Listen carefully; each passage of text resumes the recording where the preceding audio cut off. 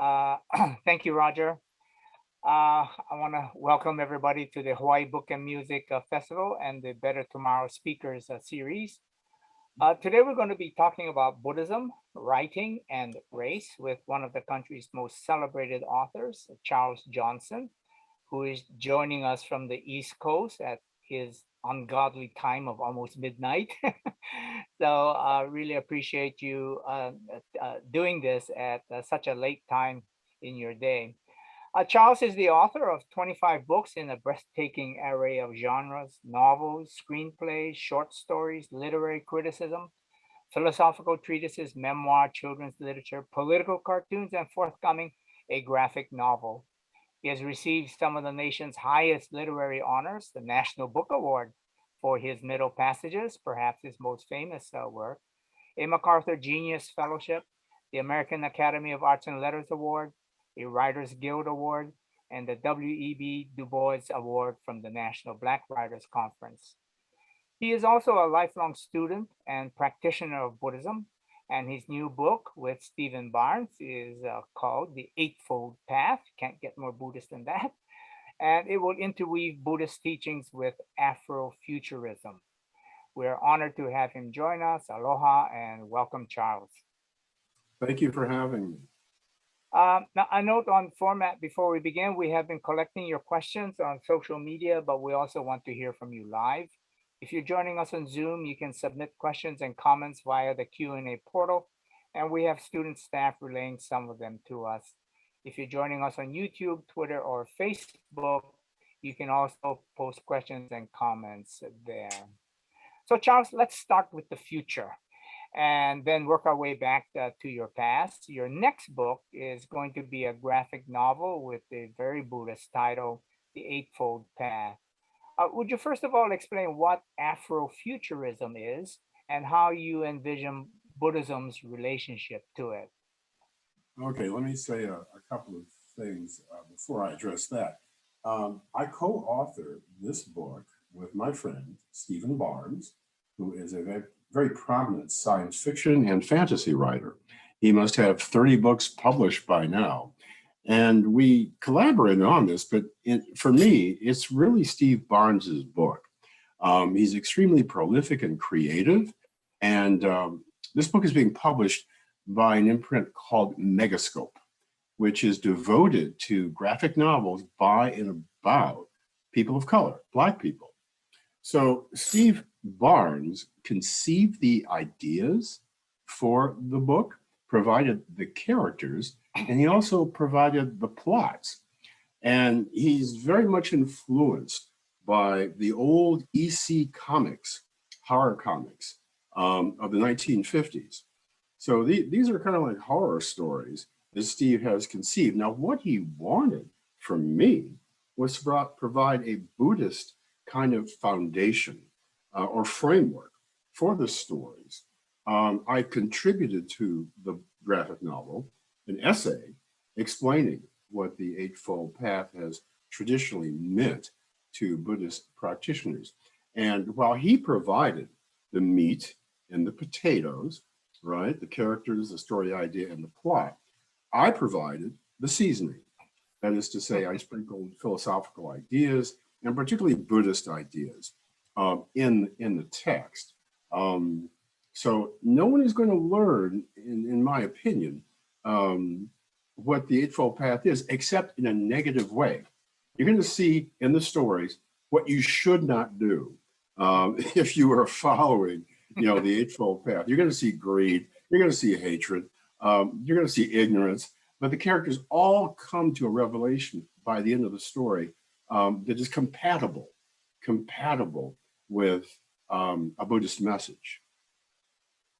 So, basically, though, because I think probably a lot of people don't know, what is Afrofuturism?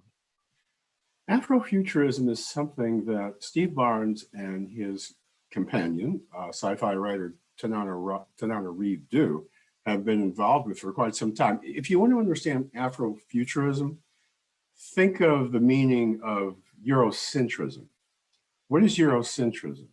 It is an approach that puts people of European descent right? First and foremost, at the center of all of our discussions and so forth. Afrocentrism, by contrast, simply does that with people of the African diaspora, right? It puts them, their culture, their history front and center in stories and any other form of media. Now, you have been a serious student and practitioner of Buddhism ever since your first experience of meditation at the young age of 14. And you've explored the many Buddhisms that have developed in many times and places. You're even studying Sanskrit right now. How would you locate yourself in this broad spectrum of teachings, practices, denominations? On which branch or branches of the Bodhi tree do you sit? Well, you're right. The Bodhi tree has many branches. We could also call it the Buddha verse, as one of my friends, Lama Rangdrol, often calls it. Buddhism is 2,600 years old. It is a religion, it is a philosophy, and it is also a spiritual practice. The complexity as Buddhism moved from, oh gosh, India to China, throughout Southeast Asia to Europe and to America. In every one of those journeys of Buddhism, it produces a different, not a different vision, but something that's clothed in a way in the cultures in which it finds itself. Now, I've studied any number of, I guess, approaches to Buddhism, but in 2007, I took my vows in the Soto Zen tradition with mendicant monk Claude Anshin Thomas. And those vows are the precepts, the 10 precepts, the first 5 of which I believe are shared by all Buddhist traditions and schools. And you know what they are: no killing, no stealing, no lying, no sexual misconduct, no getting drunk or drinking to intoxication. Those are pretty common across the Buddhaverse. And then there's 5 more vows that I took in addition to that. Along the lines of what we've been talking about in terms of this kind of liberating view, which the Buddha discovered under the Bodhi tree, and which has been the message passed down for, as you say, over these 2,600 years. That's a long time. There are a lot of dead religions in history, and there's a certain way in which the market determines which ones survive. And so obviously there has been something valuable in the Buddhist message that people in many places, many different times have embraced. And therefore we still have this tradition, which is still vibrant even in our own time. And it's liberating, as you so eloquently write about in so many different ways in your fiction and your nonfiction, about the way in which Buddhism is free from the usual restrictions of society, and as we've been talking about, of race. Now, you've written about Jean Toomer, the philosopher novelist who is credited with having started the Harlem Renaissance with his novel Cain. And he described himself as someone who did not belong to a particular race, but was preparing for a new race, a new man of America, whom he called the Blue Man. Um, what did he mean? Because it does relate to what we're talking about in terms of Buddhism and its freedom from any kind of racial restriction. But what did John Toomer mean when he was talking about this new blue man for a new America? Yeah, that's a beautiful phrase from a beautiful poem of his. And you're right, his novel Cain inaugurated the Harlem Renaissance in 1923. Now, it's important to remember, I think, that Toomer was a student of Gurdjieff. And Gurdjieff philosophy draws now and then on some Eastern ideas, Eastern philosophies. What are we talking about? Hinduism or Buddhism. So I think there was inclination in Toomer to look beyond the surface of things and to try to understand himself in the broadest, sense possible.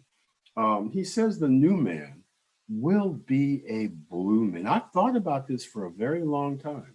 Mhm, What did he mean by a blue man? mhm, I can't tell you necessarily what he meant, but I think I know what it means to me.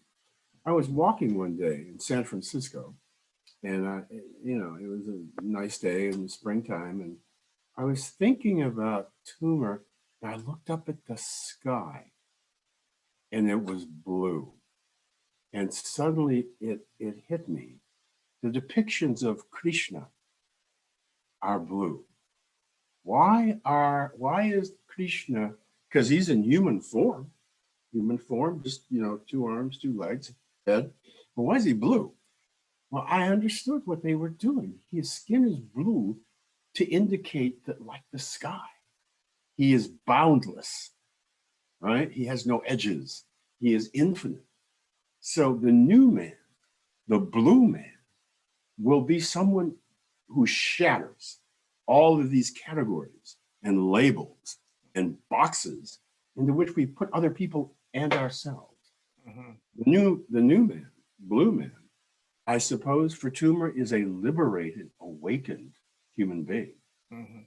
Yeah, the challenge is to somehow not separate the two, the political and the spiritual, and that the spiritual hopefully will have something to say in a real way, not just theoretically, but in a real way about the political, so that there can be something that might be called Buddhist political philosophy, Yeah, you and see, not and we separate gotta, the two. Yeah, and we go have ahead. to, we have to be careful about labels. Yeah, Buddhist political sure, philosophy, sure, because in Buddhism, since we are not dualistic, right? right. There is no difference between the sacred and the profane. Yeah, There is no difference.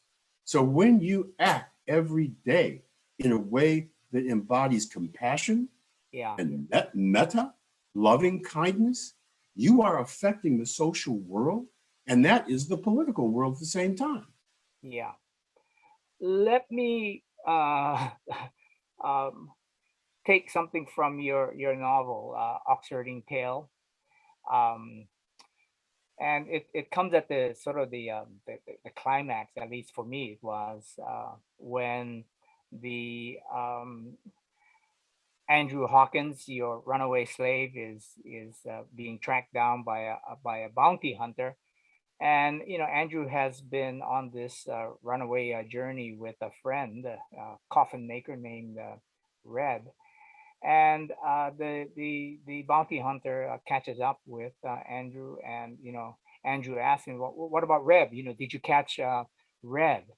And the bounty hunter explains, and I'm reading here from your novel. In order to catch him, I have to feel what he feels, want what he wants. And what did he want? Nothing. That's it right there. What threw me off. Why it took so long to run him down. Your friend didn't want nothing. How the hell are you going to catch a Negro like that? He can't be caught. He's already free. But then you say, Charles, not legally, but you know what I'm saying. And so if he's spiritually free but not legally free, then doesn't he still have a problem with the living of life in society? Well, that's exactly why Reb and Andrew Hawkins are on the run.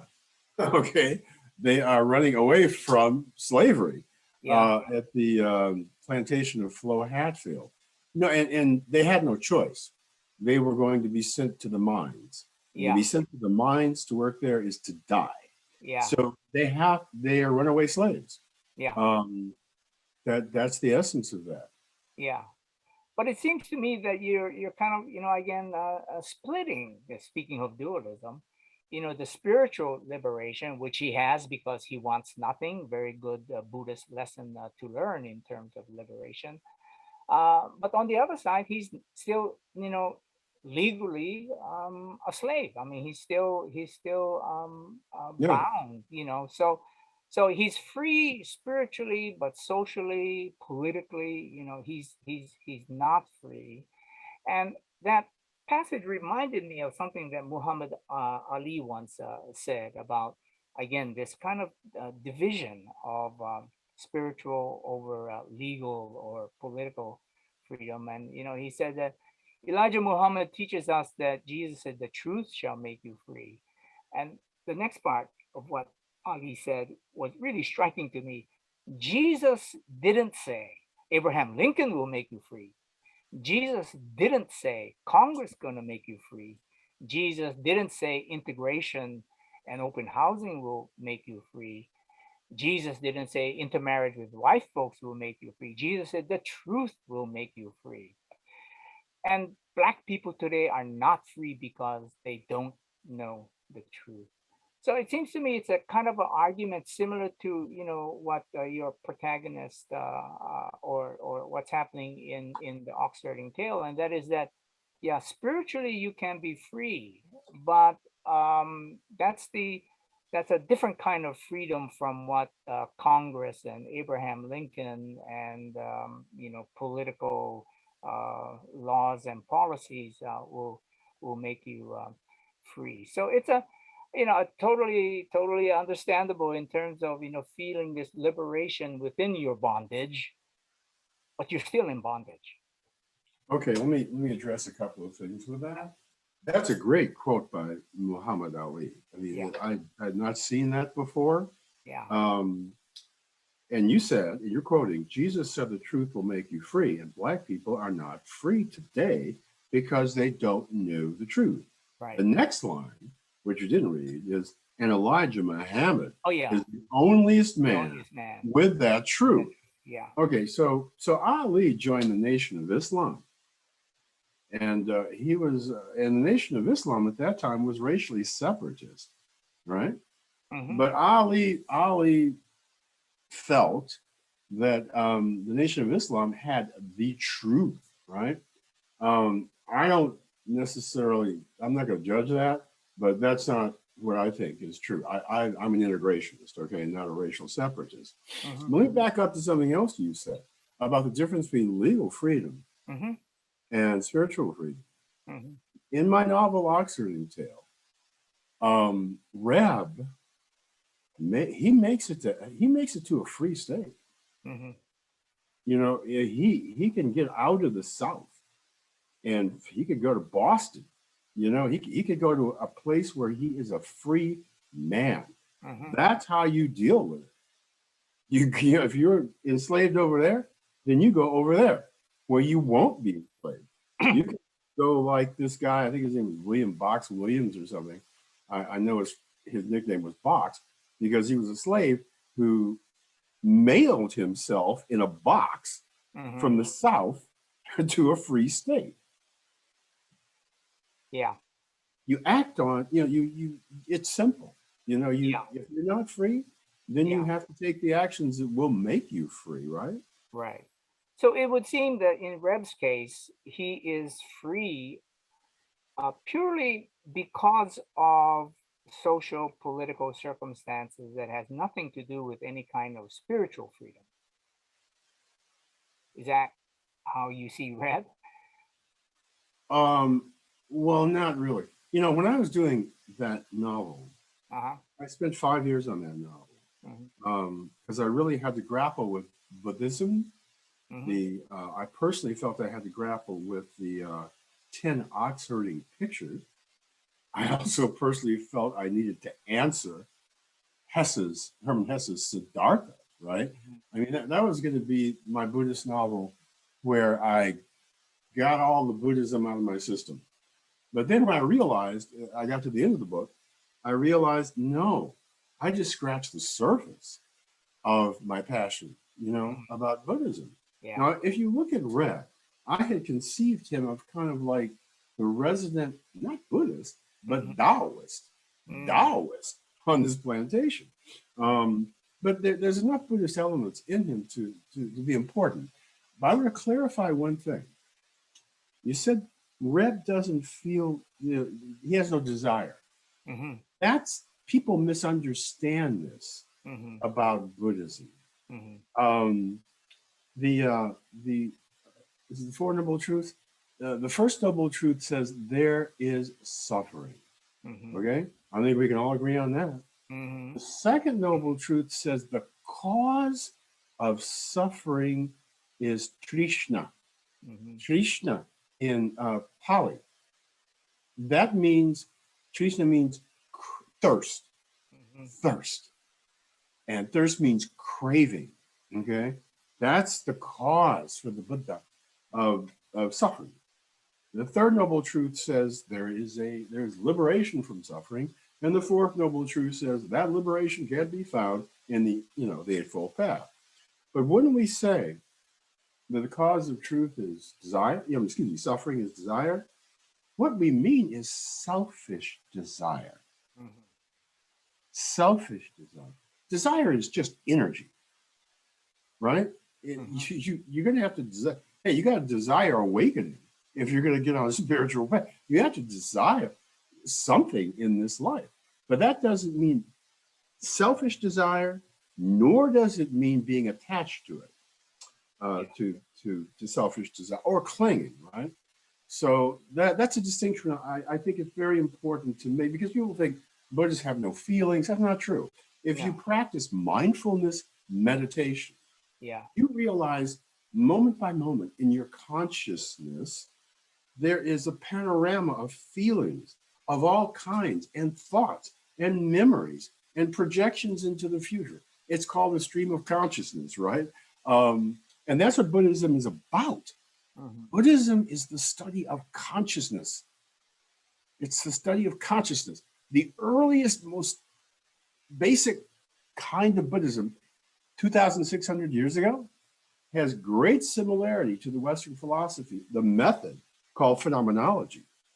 I see the early Buddhism as being a kind of proto-phenomenology. Mm-hmm. It is asking questions about what is consciousness? What is the self? What is perception, right? So, yeah, it is a philosophy of consciousness and a philosophy of desire. And the answers that it provides, I think, are very compelling. Okay. The third noble truth, the cessation of desire. Does that include all desire or just, bad as opposed to good desires? Well, it's certainly in our practice, it means constantly checking ourselves against selfish desire, Mm-hmm. or desires that will cause harm to others. Is altruistic desire acceptable? Altruistic Yes, it desire? is. Yes, it is. No, yes, it is. Altruistic desire is acceptable. Let me put it this way, and there's four ways you can look at this Mm-hmm. in terms of consciousness. One is if you are conscious of empathy and compassion toward other sentient beings, that thought, that feeling goes through your consciousness, that you want to cultivate, Mm-hmm. that you want to see arise again in your consciousness, Mm-hmm. right? If there is potential empathy and compassion that hasn't come into being, that you want to nurture. Similarly, if you have feelings of greed, hatred, jealousy, those that exist right now, Mm-hmm. those you want to let go. You can watch them pass through your consciousness and let them go, because even thought is impermanent. The beauty of Buddhism is it makes it clear even thoughts rise, crest, and pass away. Uh-huh. Similarly, if there is potential evil Yeah. that can come into existence, that you want to not nurture. You don't want to feed that bad wolf. You don't want to feed that at all.